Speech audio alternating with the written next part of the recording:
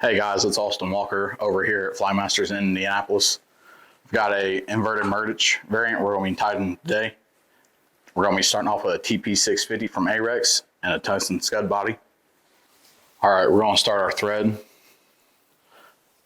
about a third of the way back on the hook and start wrapping backward. Just over the top of our barb.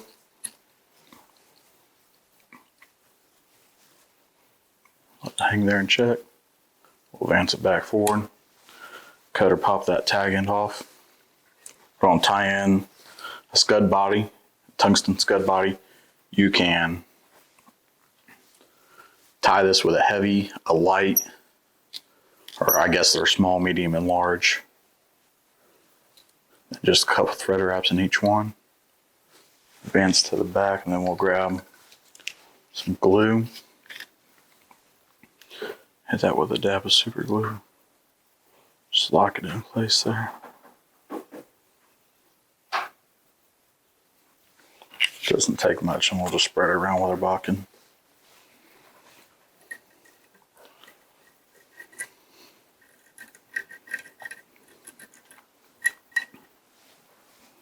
While waiting on that to dry, we can go ahead and cut off a chunk of bucktail. It's going to be about half a pencil, a little bit more if you're tying a bigger fly. Like I said, we're on a 1/0. You can tie these, as big as you want or as small as you want.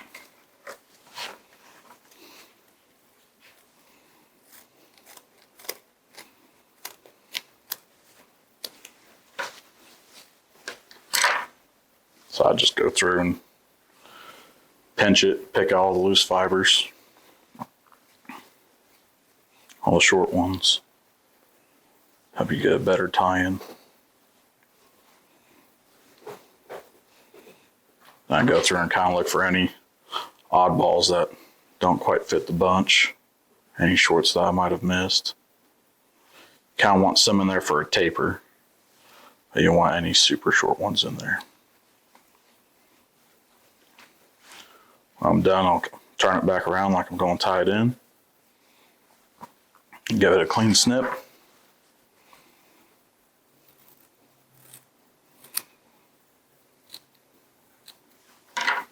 Spin our vise back around. By now our glue should be dry. We're going to slide that bucktail just over the top of that hook. You're going to do a couple loose wraps. Kind of get pinched down there. Then we're going to wrap over, advance forward, and start doing tighter wraps. And that'll pinch that bucktail down without flaring the back of it out. Help build some body to the front of this fly. There we go. We're going to come in behind that with some lateral scale or some pearl flash and things like this. You can adjust as much as you want. You can fish things muted. You can cut it off on the river if you'd like. Our main forage here on some of the stretches of water that I fish are silver shiners. So what I do to tie this in is I'll wrap it halfway around that thread, and you can control where you tie it in at. Split it down that hook and just chase it back with your thread. That'll splay out pretty good there. After that, we're going to come in with some EP fiber, or you can use a widow's web from MFC. So we're going to take those EP fibers, we're going to split them with our bodkin. Just kind of make a little path there. That way we can get our hook into there.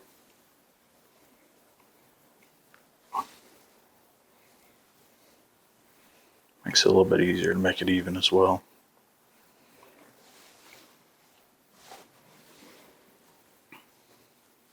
Go and pinch. Again, loose wrap, pull towards yourself and really tighten those down into place. Chase it up.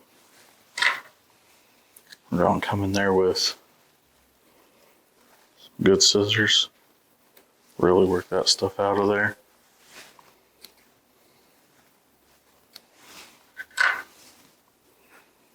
And brush it down. And we're going to wrap this in. And again, this is just building some of that body for later on. We're going to run our thread forward and back. A lot of these materials are pretty slick to tie with. So then we're going to come in next with some silver flash.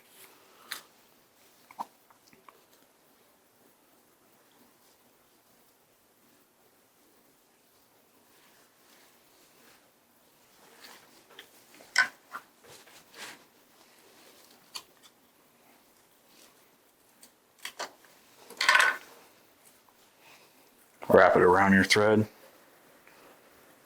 It doesn't have to be perfect because you want that kind of tapered look. Swing your thread around, split it down the hook, and capture it. I'll kind of give you your tail end there. There we go. For this next part, you can come in with, I'm using Chocolate's Finesse Body Chenille in large clear. You can also use just regular Estas for a Murdich Minnow if you have something like that.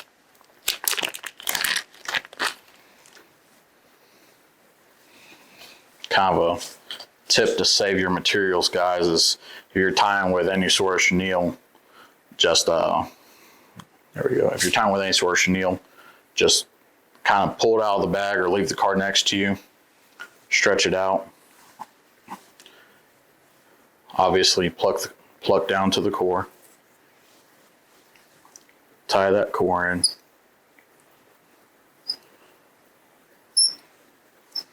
We're going to advance our thread way forward here. Then we're just going to palmer this around.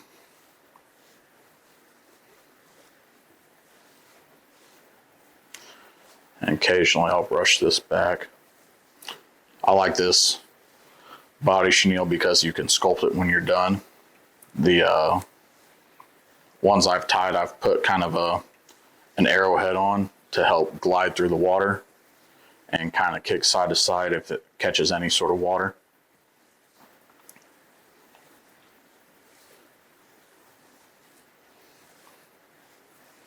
Then you just want to do touching wraps with your Estas or your chenille. I'll grab my brush. Brushing out your flies makes them look so much better whenever you're done. I figured that out a while back.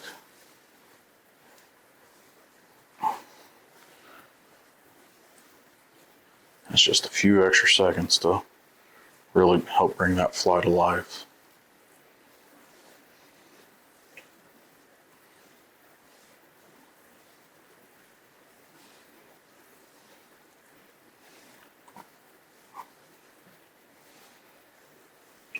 Grab that brush again, brush it back.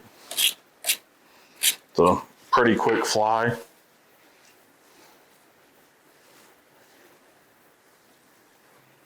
I'm just going to build up some head there.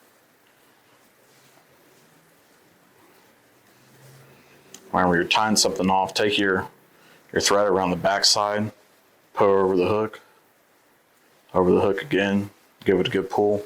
Just those 2 times will really lock it in there pretty good. Give it a snip.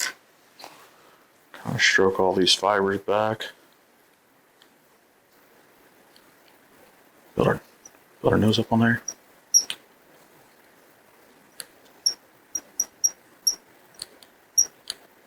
There we go. Grab a whip finish tool. Let's whip finish this fly.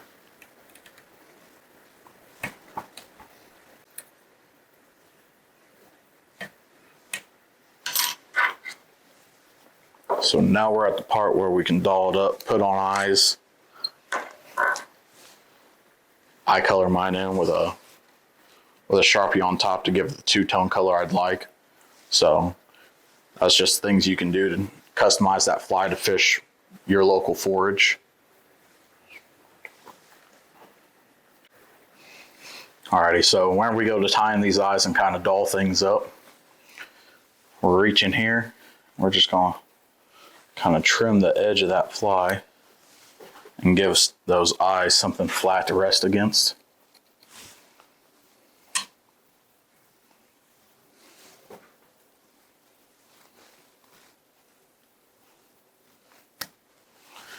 Having that big thread base right there is what helps that lock in all that glue. This one I'm going to be using the 5/16 3D pearl we have here at Fly Masters.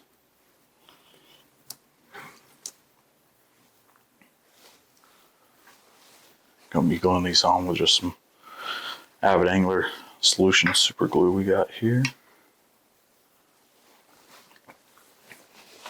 I just hold the eye in my hand, just kind of just tap your glue ball. Don't squeeze it, just tap it.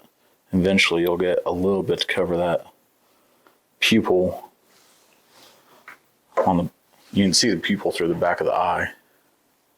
And that'll let you gauge how much glue you need. If you don't want your finger to get stuck, it's good to press it in with the bodkin. Just kind of hold it in place. Let it set. Then we'll rotate to the other side and do the same thing.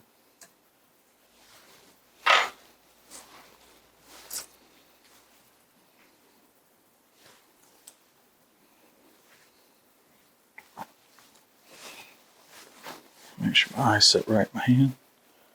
Give that a couple of little taps.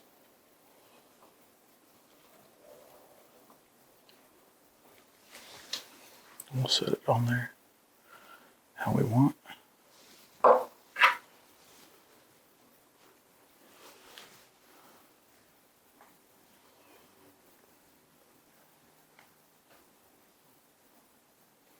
There we go.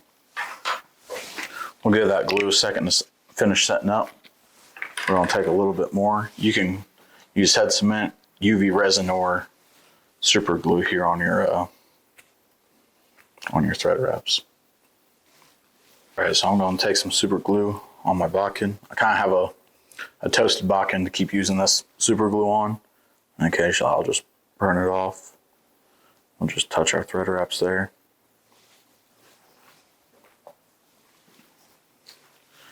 After that, we'll let that set up. Kind of put some of my tools away. Then we're going to grab that brush, pop it out of the vise. I'll brush everything back. Kind of start shaping this pattern out. So typically I'll take a good hack at the bottom and let that tungsten weight do its deal without getting interfered with a parachute effect from this chenille on the bottom. That's why we use the Ahrex hook too, because it helps that hook point right up. So take a good hack at that bottom.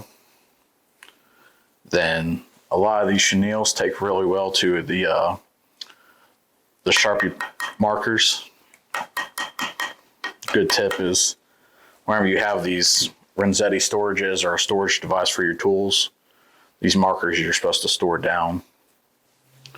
You can just come in there, give it a good shake, then you start just coloring whatever color you'd like.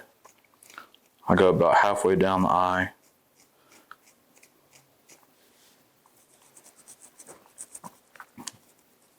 Then I get kind of deep there into the body. Make sure I get a full color effect.